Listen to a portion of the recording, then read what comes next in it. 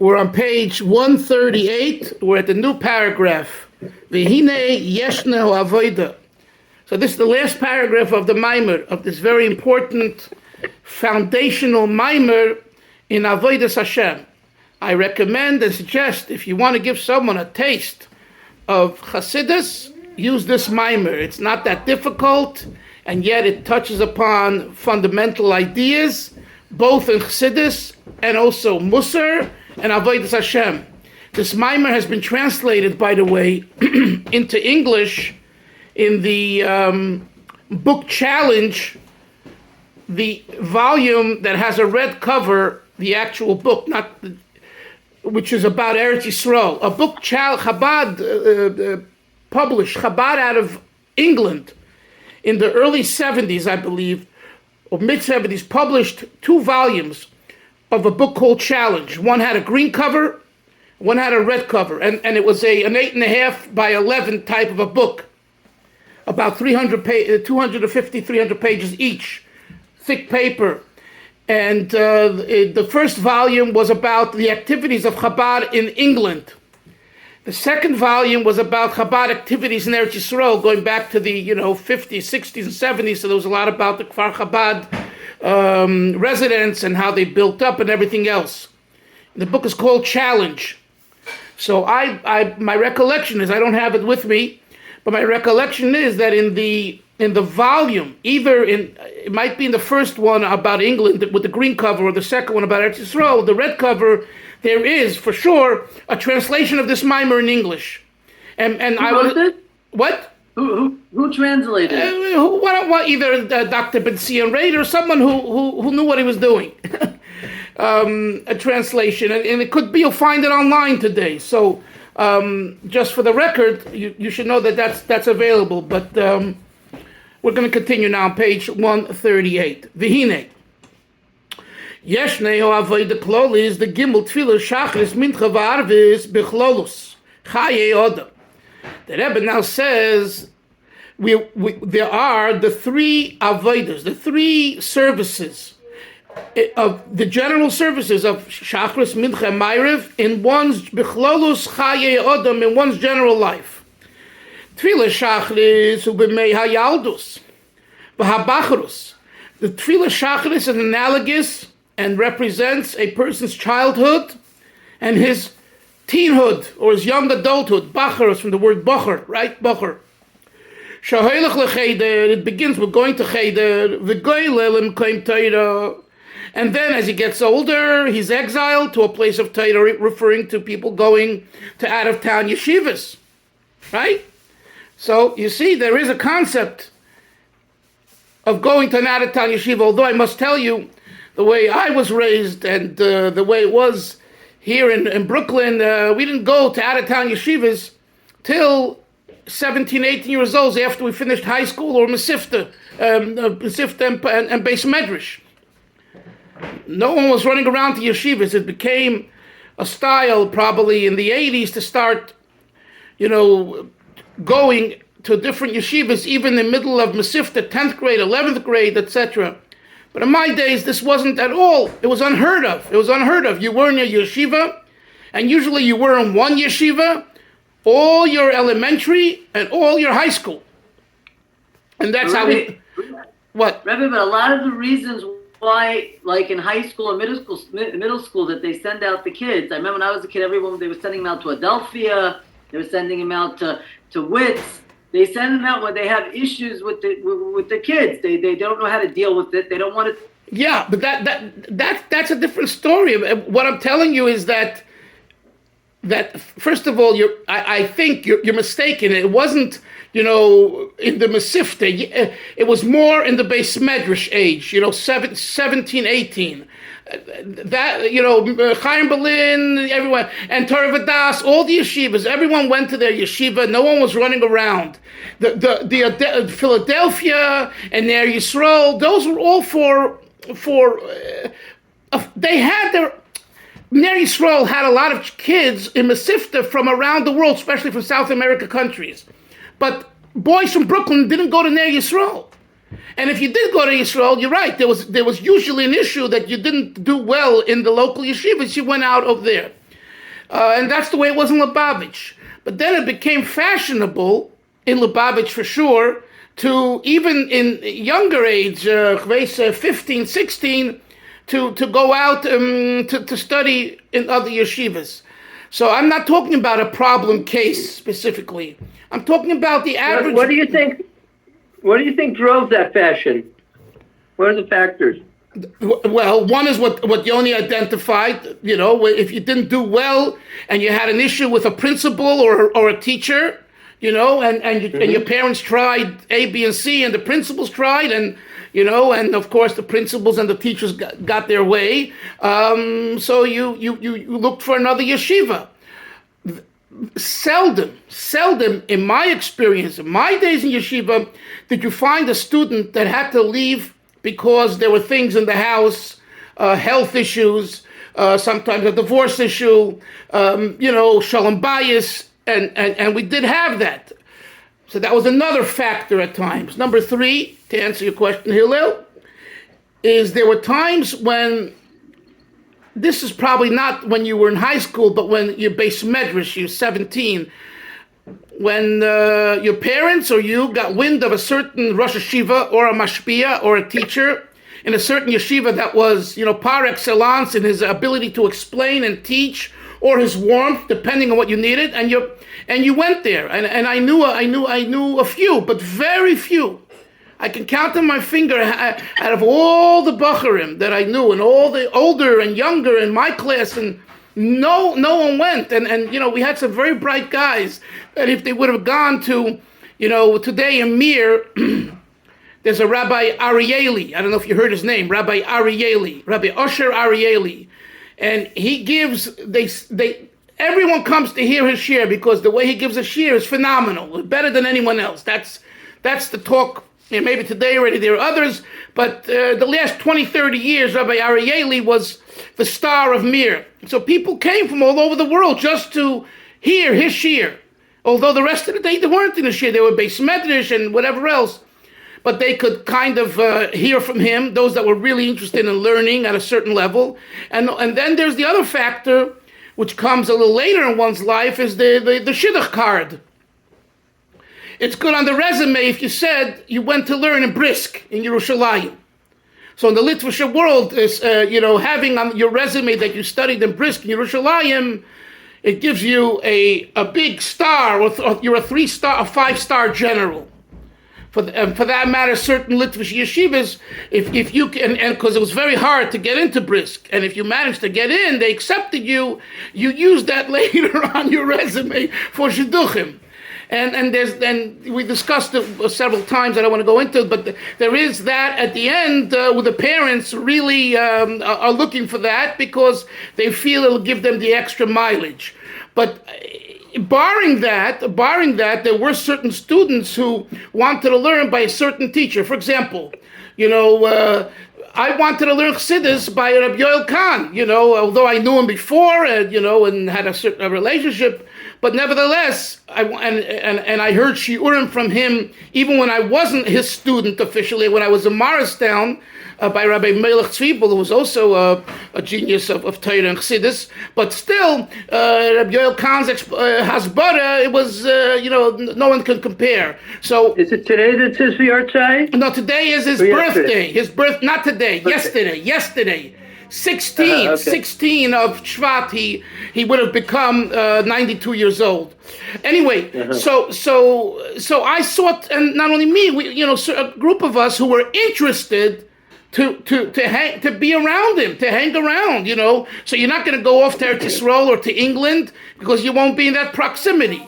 So you had select students. So between all of these different reasons, now today in Lubavitch and Chabad, there's something else why boys, they go away, I think, for one or 2 years in 10th or 11th grade, and then they come back to the last year. It's called Shir Dalid in Beis Medrash, because that's the year where they send you on Shlichus as an older bacher. Today Chabad has yeshivas maybe in 30 places, between high schools and Beis Medrash, and each of them gets a group of 5 to 10 shluchim usually. So where did they pick them from? They picked them from the 4th Shir in Olei Torah in Crown Heights. And if you're not in that last year, you don't get chosen, or you get something that's not to your liking. So they all come back for the fourth year so they can have a chance to go on shlichus. Yes, Moshe. But Dalvin, don't forget though, that's in terms of the United States or maybe in other parts of the world. But in Eretz Yisrael, right? Yeah. You have the Chabad Yeshiva Gedolas that are here, and the boys they go, on shlichus from there as well. Right. And I don't know that system as well, but I am aware of it. So these are the different reasons, but in my days, this wasn't the call of the hour. We were in one yeshiva for 17, 18 years, or 15 years, as long as we were in the yeshiva, and then we went out usually to Morristown. We were the incumbents, we were the big boys, we were the players. We had anyone that came in and others came in. We were like the big guys, the big shots, because we had what's the word? Before we had the established record that you come to Morristown Yeshiva from Lubavitch Yeshiva. So if you came from Miami, or you came from California, or you came from England or Eretz Yisrael, basically you got to answer to us. That was the feeling, the elitism that we had in the Morristown Yeshiva. Yes, Yonason, you're a Morristown student. Or that you come to get to know the Bar Shuvah.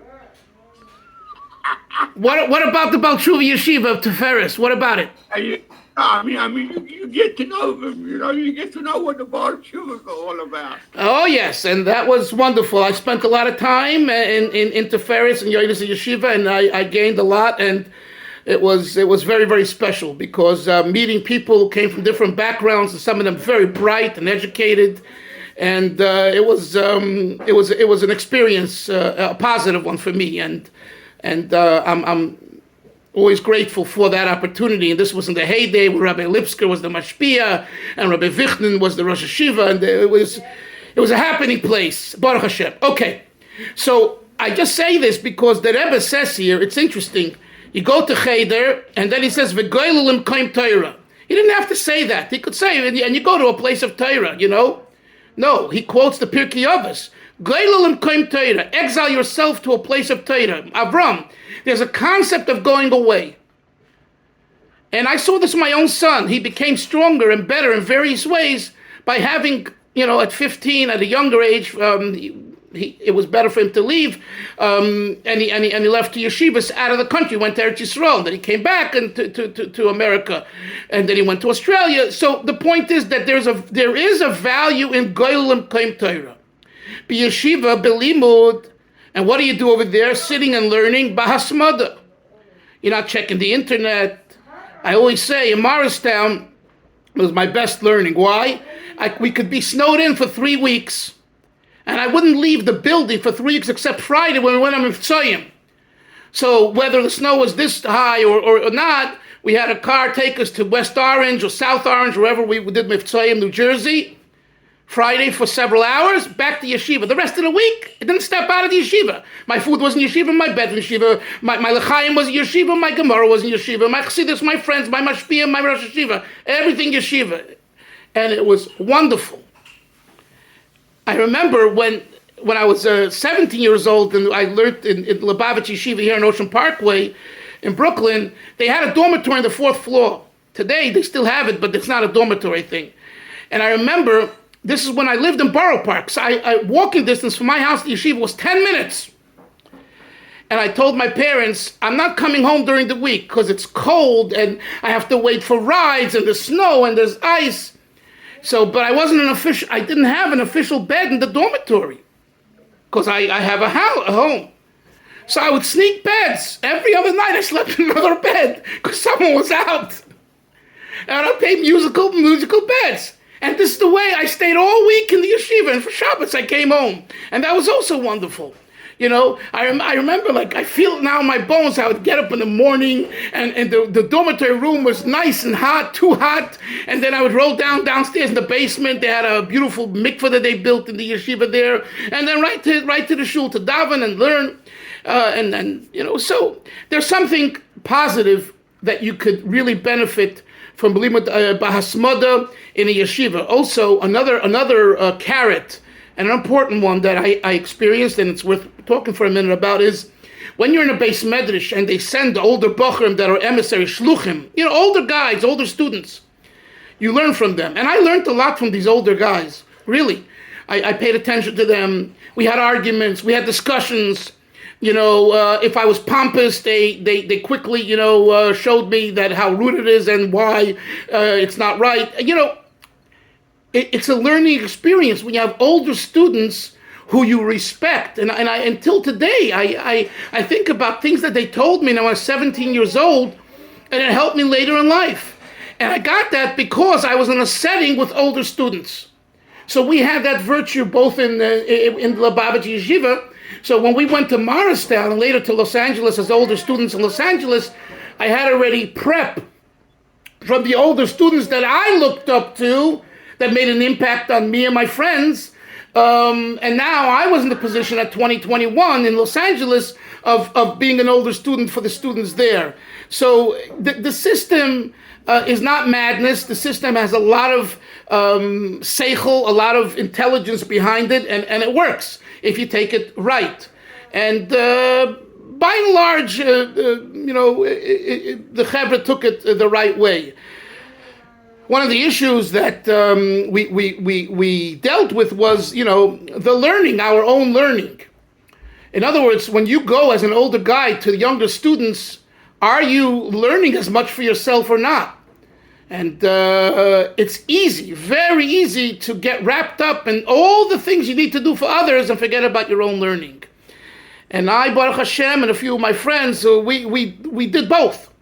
We each chose a field of volunteer work in our general mission in Los Angeles, but coupled with that, as the Rebbe said to us, and as the Rosh Yeshiva Rabbi Shachar told us, we have to learn ourselves. And as a 21-year-old, 22-year-old, it was in Los Angeles that I memorized a tremendous amount of Tanya Balpeh, because, and I was up to very late memorizing. It was there that I learned halacha, different parts of halacha. My point is that I didn't forget about my own learning, remembering that I'm only 21, and I one day will marry Hashem and go out on shlichus and hopefully teach others. I should be educated. And so what are you going to do? All day take care of children at Mesiva Shabbos? No, so I chose adult education, making shiurim for Balabatim, spending time with Tiferes guys, that Jonathan said in the Beis Medrash. Other people chose sending us to shuls on Shabbos to coordinate. Each of us went to a different shul, Shalosh Shudas time, to say Divrei Torah and Sikhs and Maimorim of the Rebbe. A third person took care of Mishmar Thursday night, where the older students learned with the younger students in the Beis Medrash in Los Angeles. So each of us had a responsibility, but not to replace our main idea, which was our own learning. And sometimes this gets to be especially in the last 20 years or 30 years, there's been a little breakdown there, and I would hope that it comes back full circle. I mean, we had Rabbi Shachat, most of you don't know him, Yoini knows him, is a genius of Torah, and he would give sometimes a shiur, 2-3 hours. I remember. and we had two of our shluchim friends that, wrote it down and mastered it, and it was very serious learning. Very like learning in the best yeshiva in Eretz Yisrael.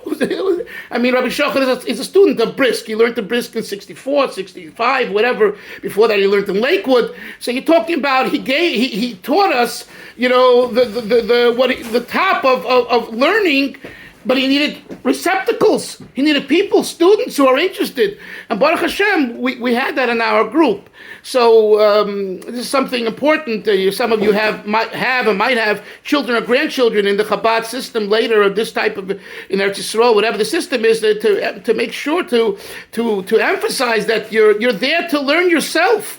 Because if you don't learn yourself, you're not going to know, and you won't be able to be mashpia on others later in life. So it's very important not to forget that. Okay. Says the Rebbe, the youth years of learning is not a wonder, it's not a surprise. This is a responsibility of the person. There's something called chayvas gavra and chayvas hefza, which means responsibility of man versus responsibility of object. Hefza means a chayfetz, an object. This is a new concept. We never learned this. Right. It's spoken much more about Yoni in the Gemara, and not just in the regular Gemara, but in certain commentaries in the Gemara, Brisk and others. They're into this chayvas gavra and chayvas hefza.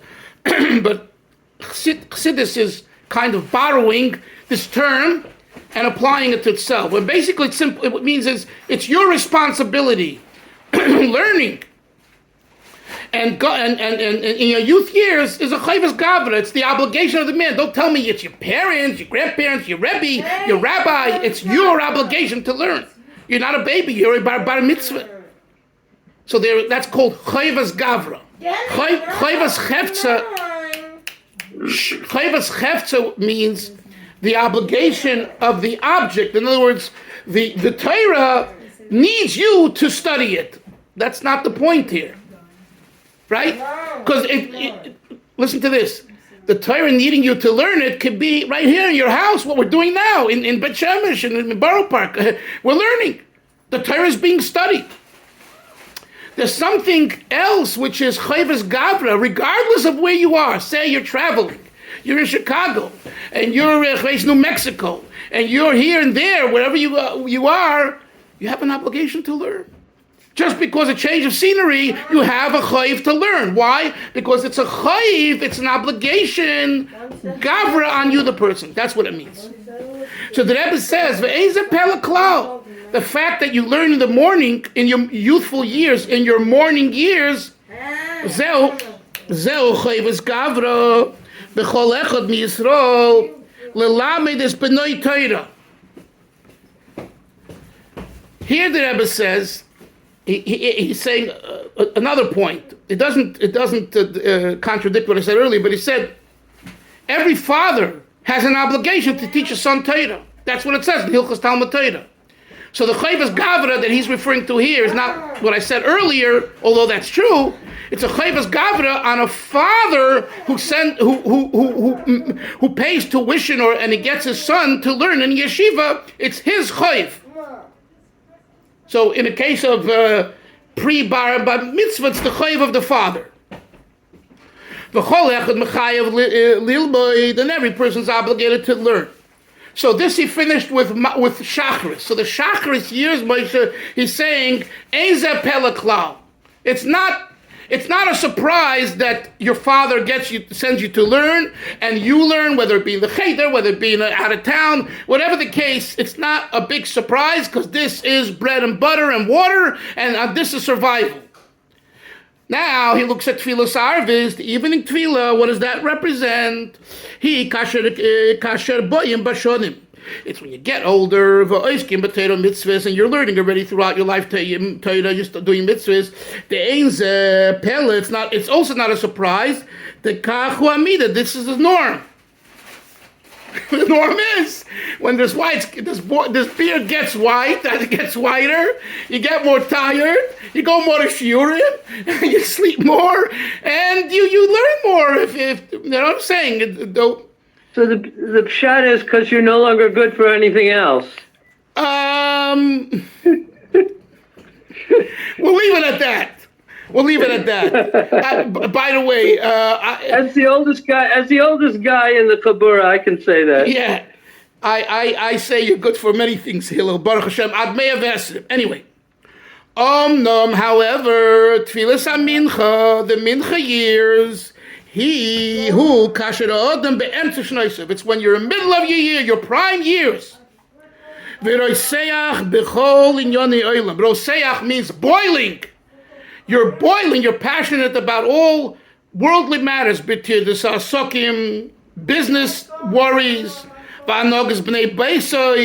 the conduct of your family, your children. We all know this. He knows specifically then, during the Mincha years, Yeshaber Midaisov, shatter your emotions, your Midas Urisichaisov, and your passion for things that are worrisome and troublesome and problematic.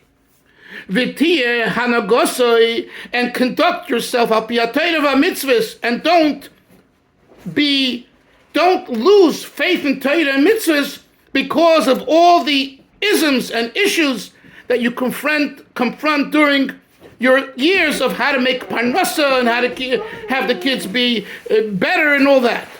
Zehu avoida. Zehu avoida, says the Rebbe in 2 words. This is avoida. This is work. Simple English. This is work. Shacharis years is not really work. Ma'ariv years is not really work.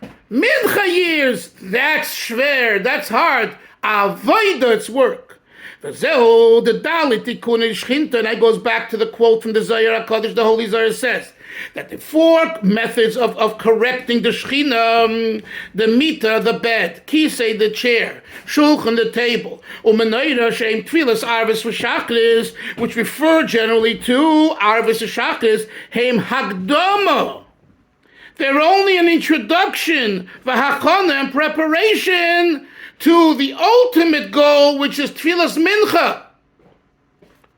In other words, the two, what the Zohar says, Dalit Tikun Shchinta, is a Hagdama, an Achana, an introduction and preparation for the Iker Avodah, which is Mincha.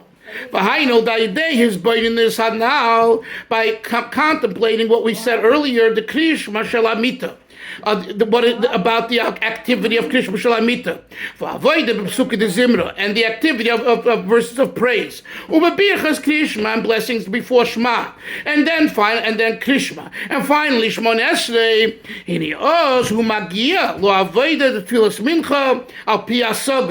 then you come to deal with the Mincha type of Avodah with intelligence. Now this is important. He doesn't explain it. What does he mean, al pi hasaga? He means you can't survive the mincha years if you're not intelligent. What do you mean intelligent? You need to go through a process of ma'ariv and shachris and everything that it represents. So then you have the koyach and understanding how to deal with the mincha issues.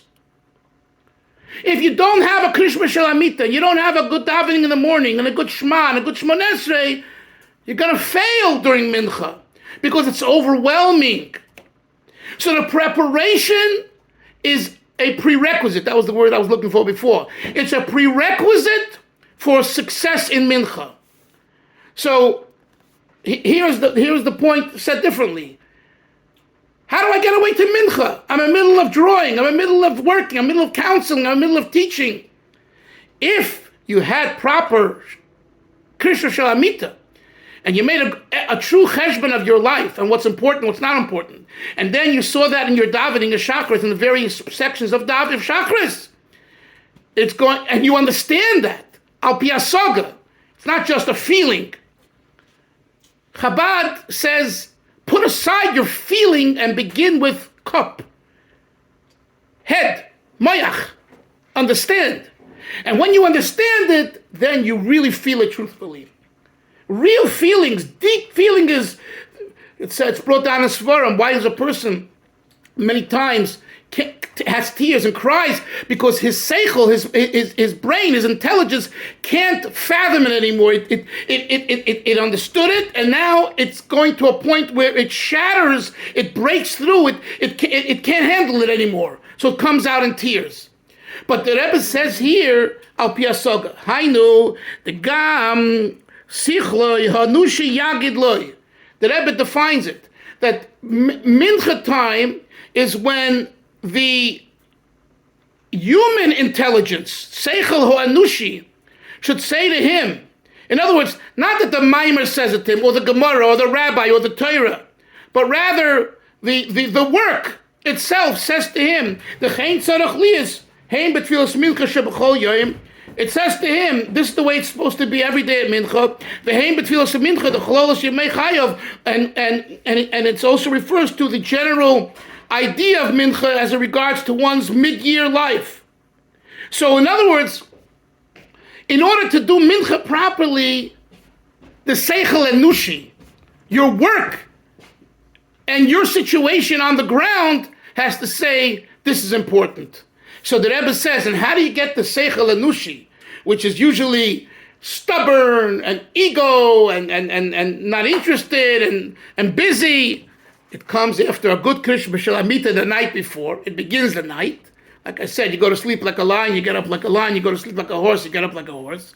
So if you go to sleep like a lion, Krishma Shalamita, you get up like a lion in the morning, you jump out of your bed, you start your day early, and you daven like a mensch, and then you go out to work, and that's the Mincha experience, the work hours, and you're coming from a healthy place. And then you say to yourself, what did I learn? You say, I learned this morning so and so. I learned, therefore, I have a proper way to go about my business. I will stop here and continue tomorrow. Zai gesund to everybody. Have a great day. Take care. Yeah. Good day, everyone.